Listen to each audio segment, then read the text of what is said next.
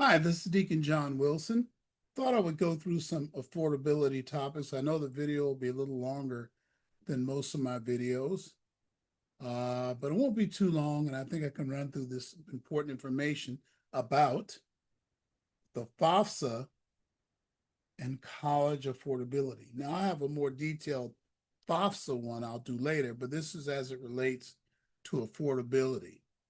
So let's get started. Well, this is part of this is actually the presentation I did this morning at West Angeles that most of you missed. I had a few people that came, but there were some really important things in there I needed to tell you, and it will replace a meeting I could have scheduled live tomorrow, which is Sunday the 26th. You'll see, if you're seeing this, you're seeing it on the 26th, but this was on yesterday, Saturday, that we did this particular one, okay? How to stay in touch with us, you know what we do.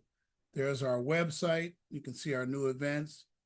That's for our weekly newsletter. You can take a picture of the screen when I'm done. You can email me. You can email my team. We're on Facebook. We're on as the West Angeles Education Richard Program. And then we have this YouTube channel. I wish you would like and subscribe if you want to hear more videos like this one or see during this most important college admission season. Share it with your friends and relatives that are doing things right now, and they'll get a hold of me through one of these methods. When you subscribe, you increase the reach of our channel. I have people in Houston and the East Coast that are calling, and I'm helping. Our program is helping because you're clicking subscribe and you like. Leave a comment or review whether you agree or disagree about a specific area of this, and it will be so helpful to us. Okay? Let's continue.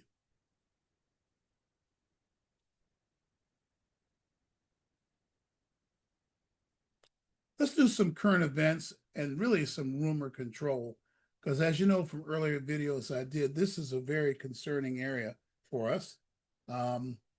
I was telling my friends in Lakewood at a presentation I did about some of these. Shout out to Lakewood and Long Beach high school parents who are seeing this video.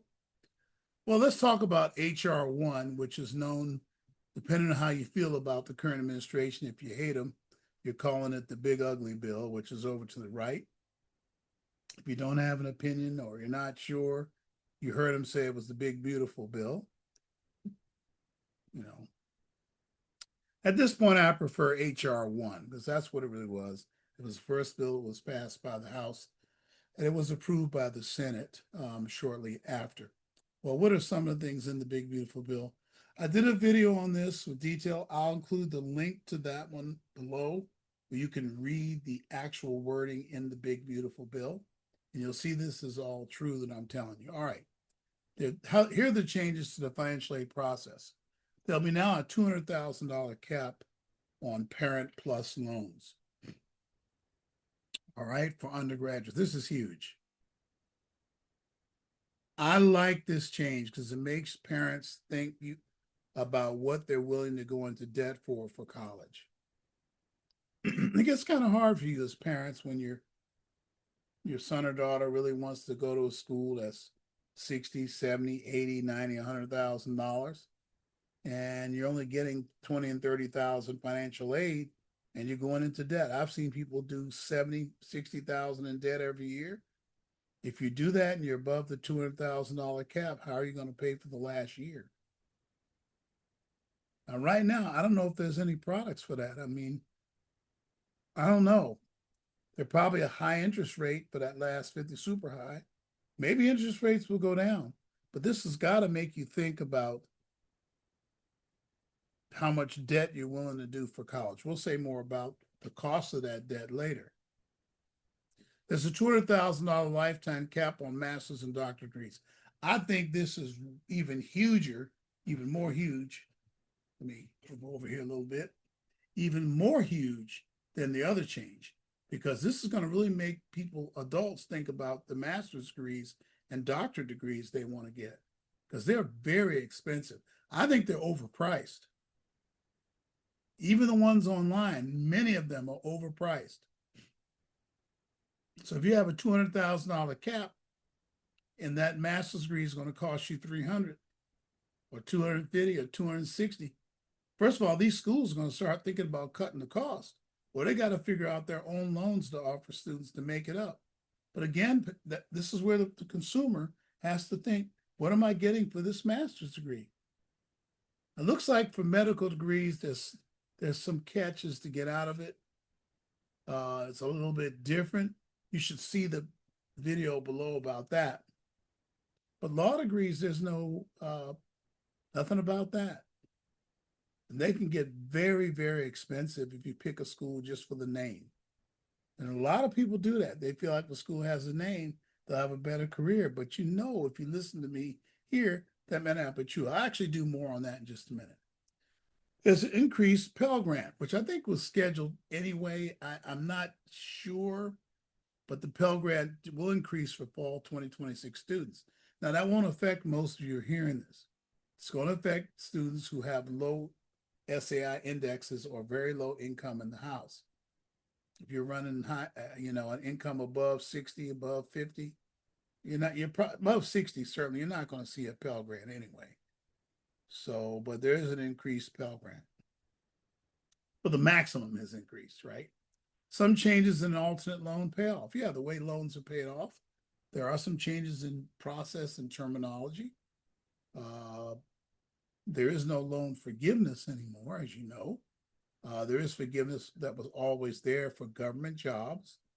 Person takes a government job, they can get forgiveness on their loans after a certain amount of time. You got to pay some payments, but it's not much. I don't think you have to do too much. I think they might not have didn't change that. And if you go into Peace Corps or some other careers, you can get your loans forgiven. These have always been standard ways. See our YouTube channel or email me for more information. I provided the link below where you can click and see the previous video I did on this. All right. Rumor stress management. Here we go. The college admission financial aid. The current administration, therefore, if you look at the changes before, are not taking away federal financial aid. I can't believe I was hearing that on TV, hearing media people suggest it. It's such a lie. There is no federal aid being taken. Don't get all upset with me that it's not Trump. It's not him. Now, we got some problems with getting money from schools, but that has nothing to do with Trump. I'll explain it clearly in just a moment. This is an affordability presentation, so I thought I had to cover this. Don't believe it, even if someone in the media is saying otherwise.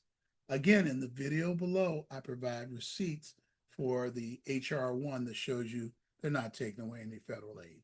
Now, a lot of it was people in administrations not speaking clearly. And I have a video on that I did earlier. I'm going to see if I can find that one and put that video below. And I explain in real time and show videos of them talking about it improperly and then trying to correct it.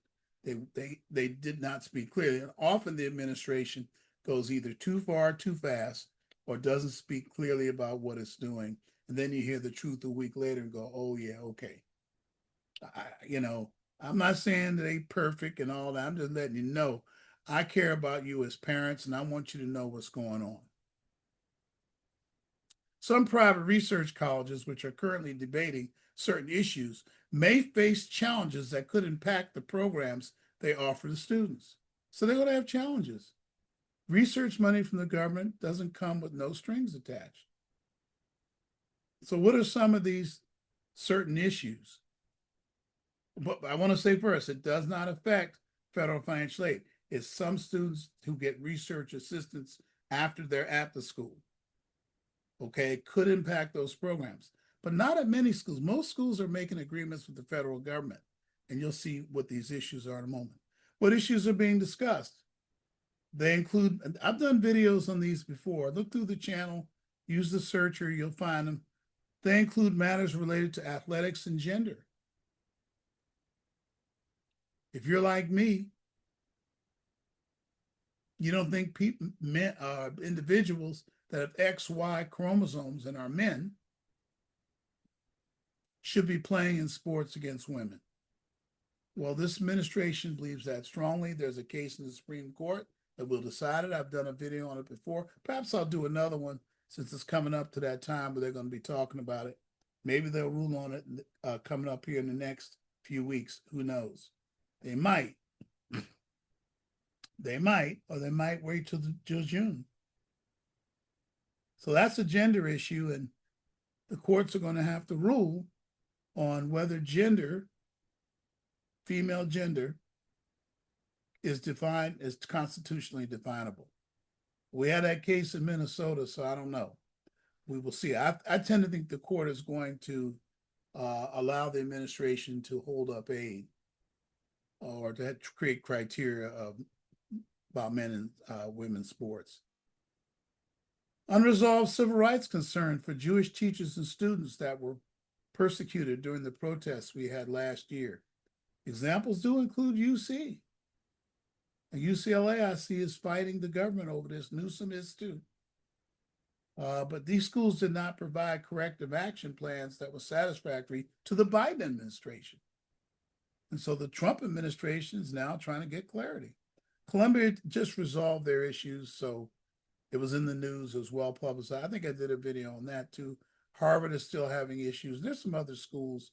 It's going to be interesting to see what happens. I see CSU has already met and resolved issues. So I don't know.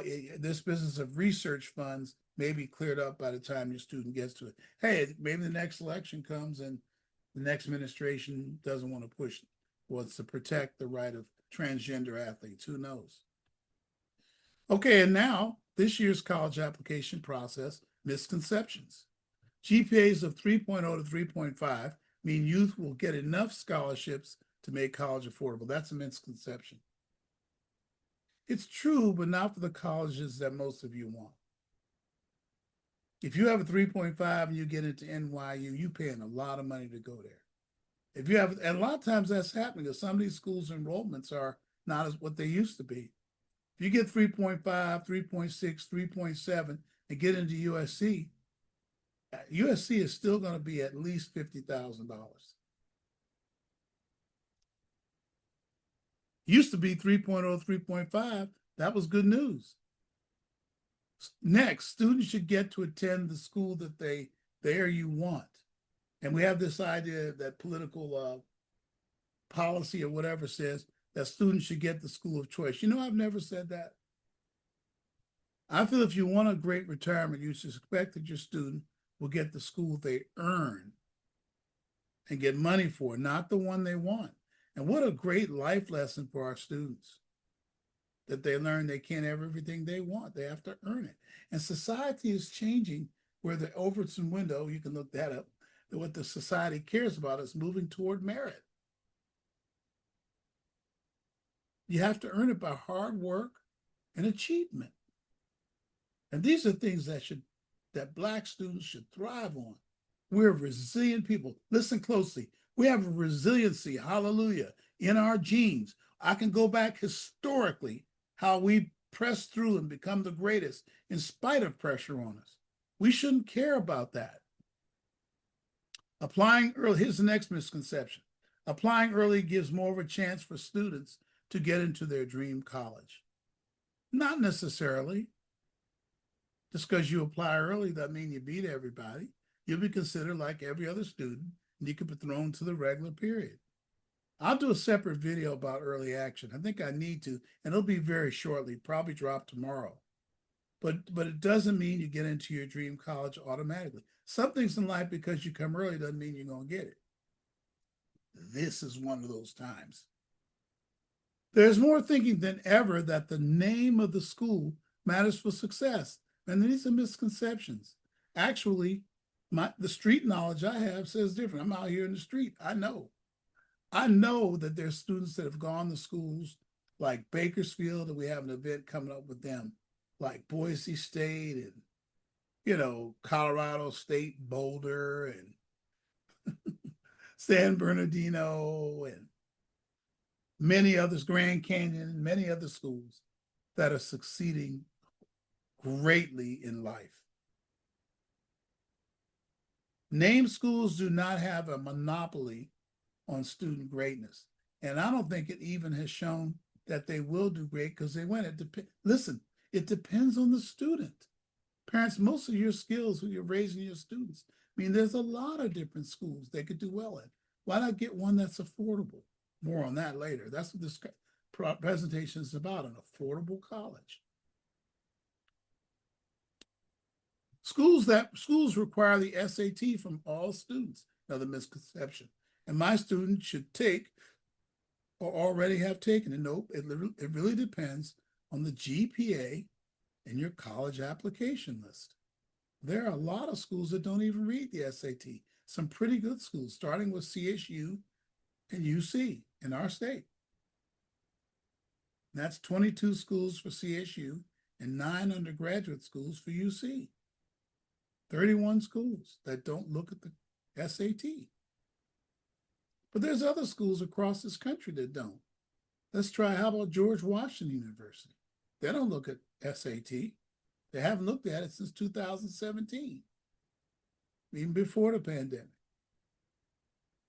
How about Pomona College? They don't look at the SAT.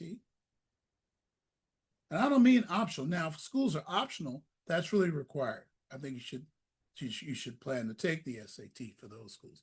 More on that later. Private colleges and out-of-state public universities are affordable. I don't think so. Only super high GPA. Only for super high GPAs and SATs, maybe. Yeah, so out-of-state schools are not more affordable. CSUs are. California State Universities. The school that you want is now a totally different cost that you went to, parents. The school you went to is totally different right now. A lot of my USC parents are finding that out right now. For grade 9 to 12 parents, AP courses mean less than GPA. Your GPA for 3 years, unweighted, is where the scholarships are determined, not weighted. I mean, maybe UC is still looking at weighted, somewhat CSU, but they're not the world. They're not all the schools in the world. Unweighted GPA rules, and that means without the AP extra points. This year's college and financial aid scams are not new. If FAFSA truth is again being twisted to drive your college, and here it is. Yes, financial aid, this is the truth. For fall 2026 is 90% based on your income in 2024. It's 5% to 10% based on assets, not including your house. That's another thing we need to clear up. Your house is not counted as an asset. And while I'm on the subject, your retirement funds are not counted as assets on the FAFSA. There's other things that might not count. I just can't remember them all right now. I said retirement funds, including IRAs. It seems like there's another. Your 529s are not included. That's the other one. So those are not assets. For thousands of dollars, many consultants tell you that you can use this truth to get more financial aid from private colleges. All of these involve moving dollars to assets. You're looking at that continuously all year to help for next year or the year after. We think, okay, you can do all that, but why not just pick an affordable college and give yourself one less thing to worry about? It shouldn't be like that. But this is only get into the most highly selective, quote, known colleges that you can do this because they're the only ones that cost so much that make it worth it. Processes like this assume that you only want known, highly selective colleges. And I've seen college lists like that already. This year's college and financial scams are not new. There's a traditional scam still, for which you pay thousands of dollars. I've had parents already come to me who've spent thousands of dollars for support that they're not getting or that's not fast enough or not adequate. And we're sitting over here giving support for practically nothing. Just for a couple $100, we can help a student through their entire process. Sometimes not that much. Guaranteed 5,000 financial aid. You hear people saying that. Guaranteed, it's just guaranteed student loans and federal aid. After you file your FAFSA, they'll say, hey, and everybody gets $5,500. So they can say, we promise you $5,000. That's the oldest one. I've seen that in a long time. Guaranteed scholarships. I always wonder about guaranteed scholarships. There's no such thing as that. You have to do some work and you have to earn them. Paying for FAFSA filings. Hundreds of dollars people are paying for FAFSAs. How about using a nonprofit like us who will charge you a small donation to help foster kids get into college. Or get free help if you don't want to do that from a CSU, a two-year college, or a UC financial aid office. Many more scams like that are out there. Let's continue. How to overcome difficulties in the FAFSA process. Yes, the FAFSA was updated in 23-24. There are many issues and problems. In fact, about 25 to 30% had problems. And in fact, 4 to 6% the last 2 years were not able to get financial aid. So it's a tough process. The form is easier, but the process is confusing and illogical to many. Username and password issues. I keep seeing those. Unable to determine who the contributing adult should be. See that a lot. Unable to coordinate the submission of all sections between the student and the contributors. I see a lot of that when I catch people midstream who are jammed up. Of course, if we help you, you ain't gonna get jammed up. If you're interested in us doing that, look in the description below, and we've included a link to submit a FAFSA data sheet, either one as a single parent, one as a married couple. Get it to us, we'll get a hold of you, and we'll help you with your FAFSA. We'll ask for a small donation, $45 to $50. General misunderstanding of what's being asked. I see that all the time. Start now and prepare for successful FAFSA. Create FAFSA usernames and passwords for both parents if both are in the house. Create FAFSA username and passwords for your youth. Please have a unique email address and cell phone number for each family member. Parents, I know you use your email address with your parents as their parent and wherever they ask for the student in school so you can see what they're getting. I know you do that. You cannot do that here. You'll never get your FAFSA completed. Do not use do not use your email address or cell number for your youth. Everybody has to have a separate one. Be sure to use your name exactly as it appears on your Social Security card. This is particularly relevant for a lot of my moms. You might be a divorced person and now you have a different last name you're using, but it's different than your Social Security card. You got to use the name of your Social Security card. You will not be able to quickly get financial aid. There'll be a hang up, and if the person trying to evaluate the problem doesn't know how to help you at the school, you're stuck and you don't know why. They don't generally know how to do FAFSAs and this stuff. So make sure you use a name that's on your Social Security card. If you're not sure, take it out. Be careful. And if you're thinking about running out and changing your name, don't do that, because it's going to take 4 months to go through, in which case the student will not get financial aid. Use www.fafsa.gov if you're going to start on this. That's where you create your usernames and passwords. Regarding the cost of college, this is Luke, the book of Luke, chapter 14, 28 through 30. For which of you intending to build a tower does not sit down first and count the cost, whether he has enough to finish it? Verse 29, lest after he has laid the foundation and is not able to finish, all who see it begin to mock him, saying, verse 30, this man began to build and was not able to finish. I don't want you in that situation. I want you to have enough financial aid for all 4 years so your student can finish college. So clearly, I'm really in favor of reducing costs for college, or you knowing what you get, or just you knowing what you're getting into. Okay, let's continue. Key points to look for today. This is the points I'm going to cover today, I believe. Yep. Points to be covered. What will college cost? Can I afford college? Are there favorite colleges you probably can't afford? Yeah, favorite college and y'all want it, but you just can't afford it. Are there other colleges you can afford that you might like?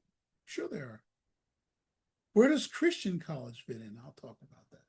Do I know the potential FAFSA problems this year? Let's get into it. What will college cost?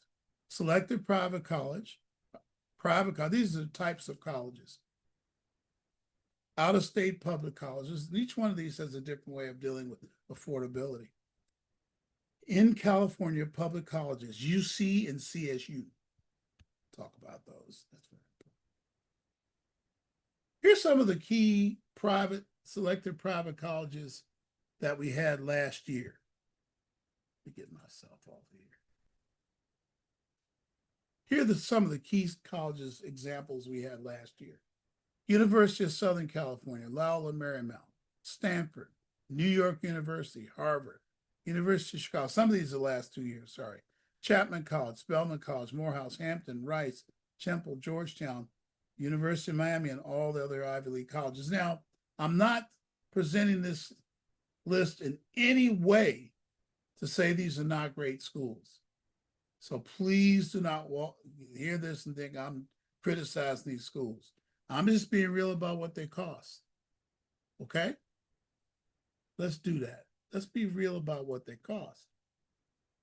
Will cost. I project the University of Southern California will be $101,000, almost $102,000. Tuition, room and board. This is not for 4 years, you guys. This is 1 year.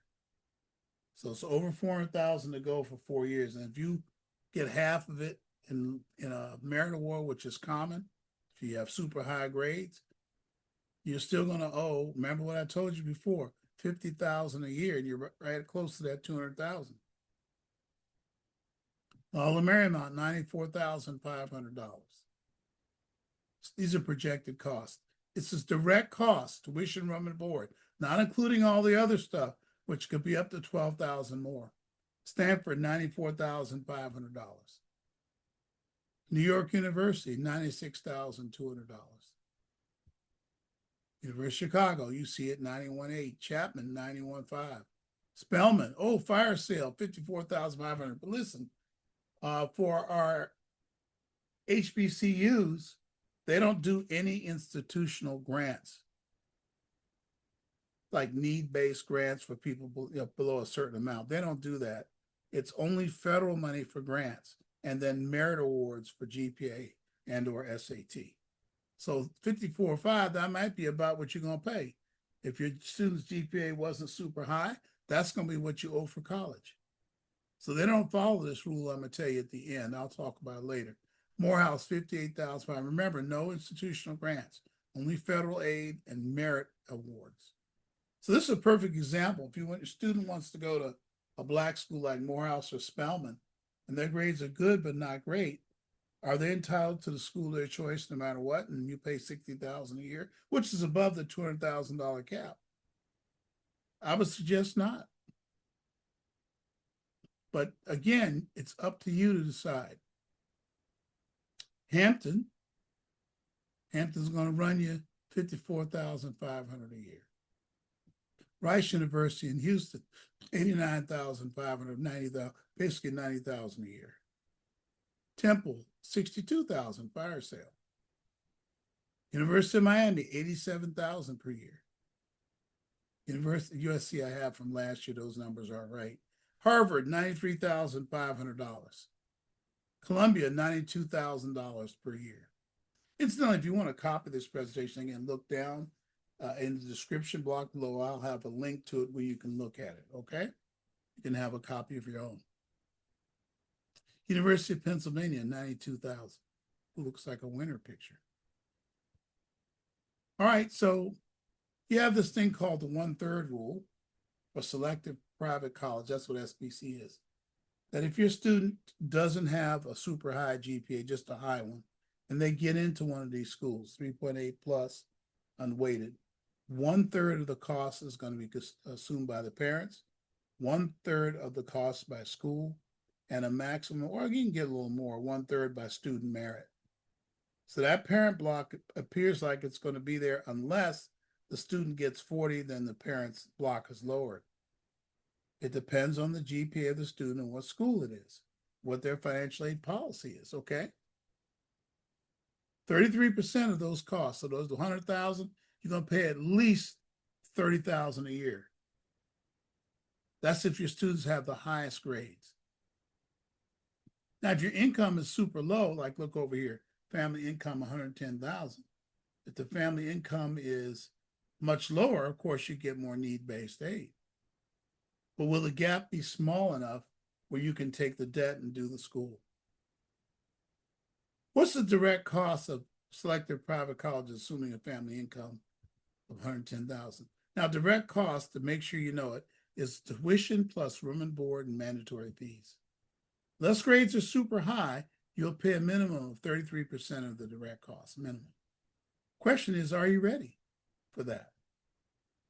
The yearly costs of 30 to 70,000, therefore, are not uncommon. That's the net cost after financial aid. That's not uncommon. Typically, they require the parent information from both parents, even when their divorce is separated. That happens a lot because of a document called the CSS profile, not the FAFSA.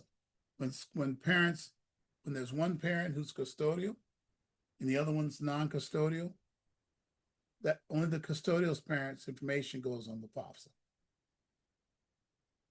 But if they have a CSS profile, which is an additional financial aid document, I think I talk about it later, then they're going to recover the cost of the other parent very possibly. It's pretty important there. You need to think about that. If the other parent, doesn't want to provide their information, that could prevent financial aid being awarded. 96% of parents pay with a federal parent loan of 10 years, starting at 8.63% interest. So most parents rely on that. Very few are going to pay cash for that gap. Costs above do not include indirect costs like books, travel, personal expenses, etc. Okay, let's go on.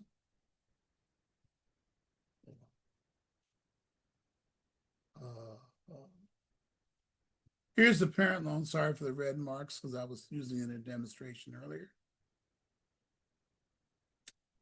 So you can see that the interest rate we expect to be 8.45% for 10 years, 120 payments.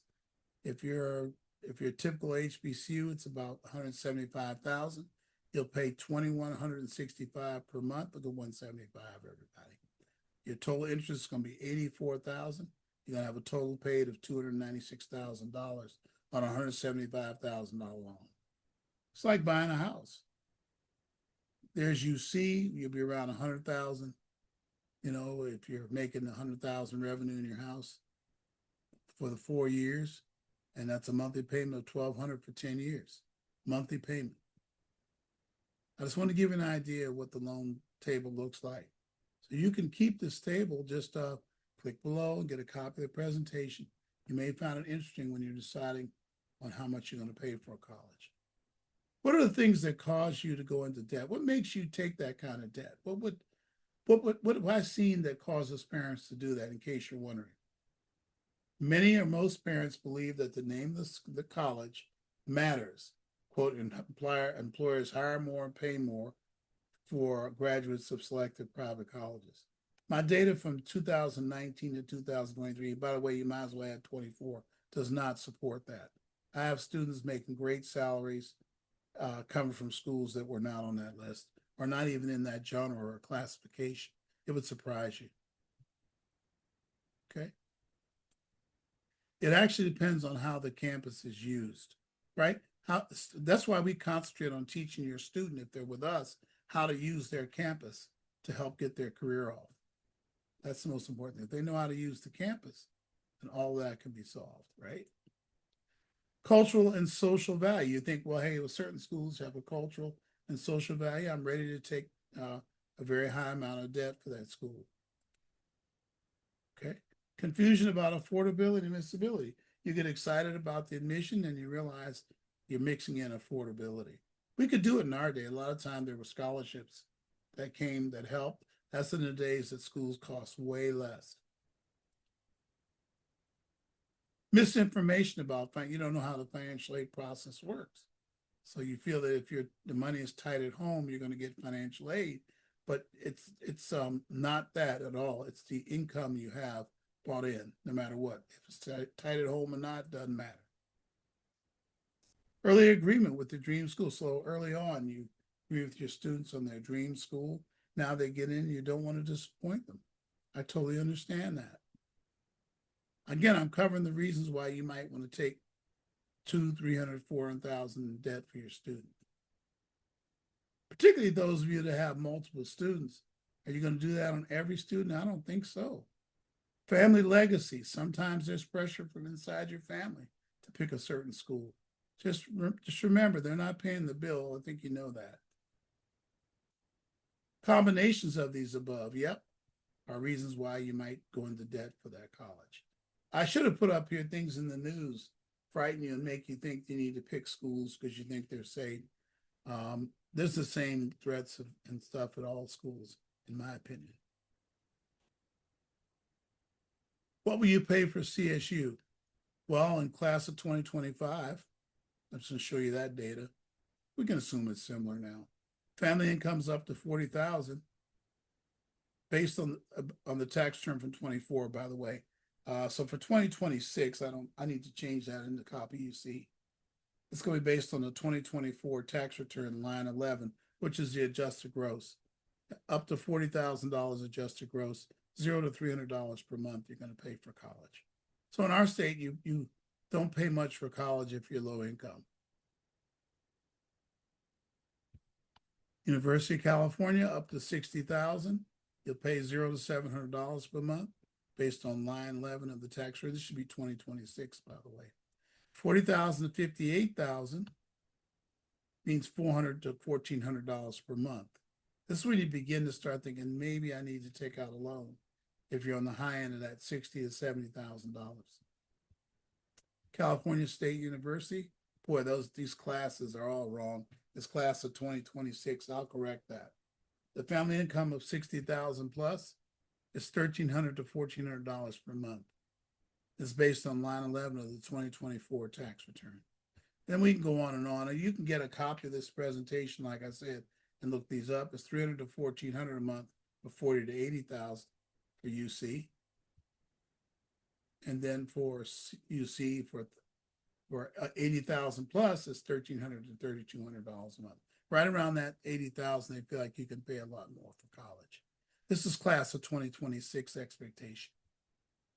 How about alternatives and remedies to the high cost?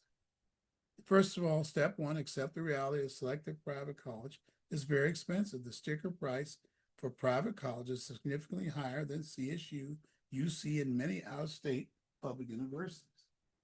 It's just too high. So that's what you get into in that area. Okay. Continuing on here, this includes nearly all commonly selected Black colleges. Private, predominantly Black colleges are the same as any other private school. It's expensive. And I know, it's kind of hard to say, but no matter how hard your student worked in high school, their GPA is what it is, and you just have to accept that. Quicker we do, we look at alternative schools, right? The average cost is $58,000, $200. $42,200 is tuition. You're talking about selected private colleges. These are averages. Merit scholarships cover up to 1/3, like I said before. Example, LMU is $93,000, or it was last year. I think it's going to be 96 this year. You can look back on the page before. If the family income on line 11 of the 2024 income tax return is above 70, the expected cost is $45,000 to $70,000 per year. Step two, the situation needs to be understood by youth.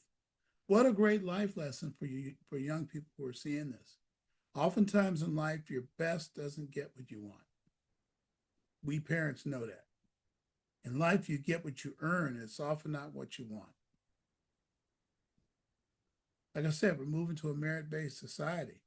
It's not the parents' fault you cannot have the college you want, students. And parents, watch closely. You do have no reason at all to feel guilty that you cannot or will not do a college due to cost. Please, no guilt about that. You're doing what's best for you. Listen to me. You're entitled, parents, to a wonderful retirement. You really are. You've worked hard.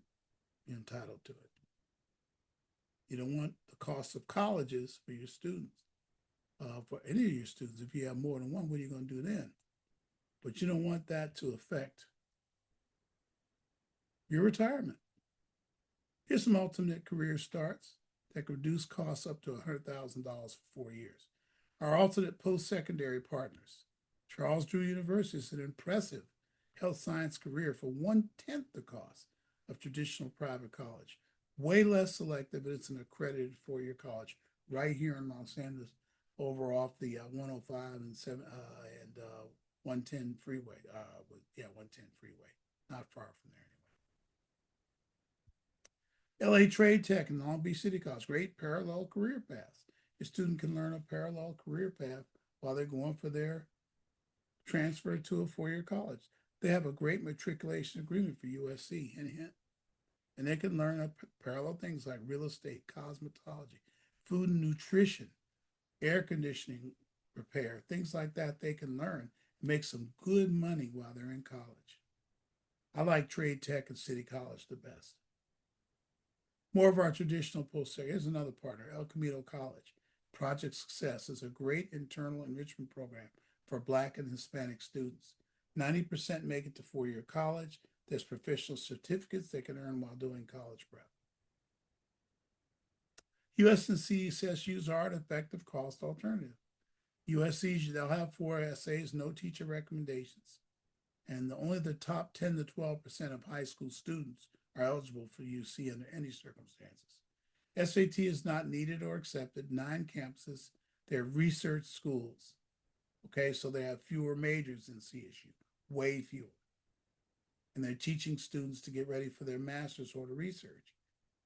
This is why the students will have to do things to prepare for their career if they're in a UC. The application is available on November 1st. You should get on the essay right now and get it done. We'll offer assistance and support. I'm going to announce a support session for UCSAs very soon. Here's the typical cost: $18,000 to $34,000 on campus. USC CSU GPA should be 4.0 and incomes of 65,000 plus. Those numbers are based on that. USC has no essay, no recommendations. So there's no essay for CSU. If you hear a counselor telling you, that's an amateur. Students above 2.5 can get into 6 to 7. It's more now. It's probably more like 9 or 10 CSUs. The most selective CSUs, right, that have 2 and are 3.8 plus. CSUs have 2.5 times the amount of majors at a UC. More majors, more careers. It's more of a career preparation school, preparing you for the workforce. For you to complete, if you want to assist with CSU, we have a data sheet that you can fill out. We'll be glad to assist. I'll include the data sheet link below as well. The application is not user-friendly. Typically 18,000 to 24,000 to be on campus. You see CSU is, et cetera. GPAs are for making the same assumptions. Okay? All right, let's continue. Remember, if you see these slides and you have any questions at all, I'll be very glad to help you put it in the comments below or reach out and email me. That will be in the links below too. Alternative to four-year college. If you decide to go private, right? There's Howard University, 25,000 to 30,000. At least it's lower than the 70,000 or 60,000 that I mentioned net cost for other schools. GW is 20 to 40. These are all private schools that are lower than most. Now, I think Christian colleges are a great buy. I mentioned I would get into that. Seattle Pacific is 12,000 to 20,000. We'll help you with that. Get a hold of us. Grand Canyon in Phoenix, Arizona is $4,000 to $6,000. And they're a great school for career starts. Okay? You can get it as low as $4,000, $6,000 if the student has a 3.6 GPA. 3.8, I said above, right? That's how much it will cost. The higher the GPA and student and school is not on that selected private college list, the more money you're going to get from the school. I know you're saying, but yeah, that's not a school they want. I know, but it should be an alternative. We just had our Christian college fair last week. Okay, here's the most affordable, predominantly Black colleges. You'll notice they're all mostly public universities out of state, and they give money to California students. That's why I have these up. There's some private schools like Talladega, Paul Quinn that are here. They're excellent buys. You should think about those schools. I have Jackson State, the state school, Texas Southern, Tennessee State. These are the ones I see the most, and they're very affordable, and they're predominantly Black. There are white and Hispanic students at these schools because they're state schools, and you can't shut people in different races out of the schools. Whereas in private Black colleges, there's ways in their process to screen them out, and it's not illegal, by the way. Bowie State, I forgot about good old Bowie State near DC. Okay, so there's some good alternatives for Black colleges here. Here's the most expensive Black colleges at 30 to 50,000 net cost: Hampton, Spelman, Morehouse, Xavier, Florida A&M, Fisk. Okay, those are the most expensive ones. Okay, the most affordable Western public universities, Boise State. Man, they have a scholarship for our students that's better than their highest scholarship and will make Boise State cheaper than a CSU. That's one of the reasons why we had four of our young Black males go to Boise State, and they're having a great experience. Certainly check in with me if you're interested in that. They spoke at our program. We had a nice crowd for it, but it's not too late to get in on our tour of Boise State. Get a hold of me. I think I'll include that link below too. If you want to register for travel for our program, it'll take you to our webpage where you can register for it. But you got to hurry up because that trip's coming up November 16th. I think the price of tickets is going to jump in about 4 days. Colorado University, Boulder, Nevada, Reno, Eastern Oregon, Mercer, New Mexico State. These are all great buys. There's others too in the West, but those are the ones that our students have used most recently. So it'll be $11,000 to $20,000 net cost for GPAs as low as 3.0 to 3.2. Higher the GPA, the more financial aid. See that merit coming in there, everybody? Merit shows up all the time. How to stay in touch with us, and know what we're doing. I mentioned earlier our website, our newsletter. You can email me, email my team. We're on Facebook. We have the YouTube channel. Again, please, if you like this content, it was useful to you, don't you want more? Why don't you subscribe to our YouTube channel and like this video? Also leave a comment. That would be great. I'd super appreciate that. If you're seeing this over on Rumble, same thing. We're over on Rumble, I understand. Click like in there. It really will help us. You can catch me on Twitter at Deacon Wilson, or X we call it now. Get a hold of me over there. I'll be glad to address any comments or concerns that you have. Okay. Very good. So that's all I have for you. I hope that was helpful to you. I believe that it will be. Again, remember to check the description box below for all kinds of great information that will be used to you that this video discussed. God bless you. Hope to hear from you soon. And I wish you the very best to getting a very affordable college.